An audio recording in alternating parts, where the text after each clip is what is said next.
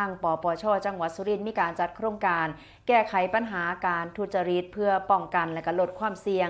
จากโครงการก่อสร้างถนนค่ะที่ห้องรัตนสยามโรงแรมทองทารินจังหวัดสุรินทร์นายวีรชัยประเสริฐโสรองผู้ว่าราชการจังหวัดสุรินทร์ก็ได้เปิดโครงการแก้ไขปัญหาการทุจริตเพื่อป้องกันและลดความเสี่ยงจากโครงการก่อสร้างถนนเพื่อพัฒนาศักยภาพข้าราชการและเจ้าหน้าที่ขององค์กรปกครองส่วนท้องถิ่นให้สามารถนำความรู้ไปประยุกต์ใช้ในการดำเนินการตรวจสอบโครงการก่อสร้างถนนในระดับพื้นที่อย่างถูกต้องโปร่งใสและลดความเสี่ยงต่อการทุจริตได้อย่างมีประสิทธิภาพโดยทางนายธีรพงษ์ยอดกุลผู้อำนวยการสำนักงานคณะกรรมการป้องกันและปราบปรามการทุจริตแห่งชาติประจำจังหวัดสุรินทร์เพิ่นบอกว่าหากประชาชนพบเห็นการก่อสร้าง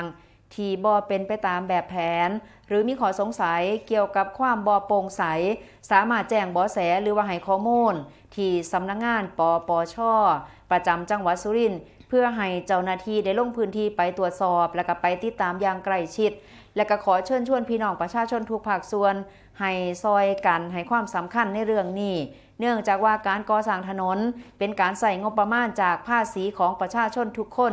ดังนั้นประชาชนจึงควรได้รับโครงสร้างพื้นฐานที่มีคุณภาพได้มาตรฐานสามารถใส่งานได้อย่างยั่งยืนต่อไปนั่นเองค่ะ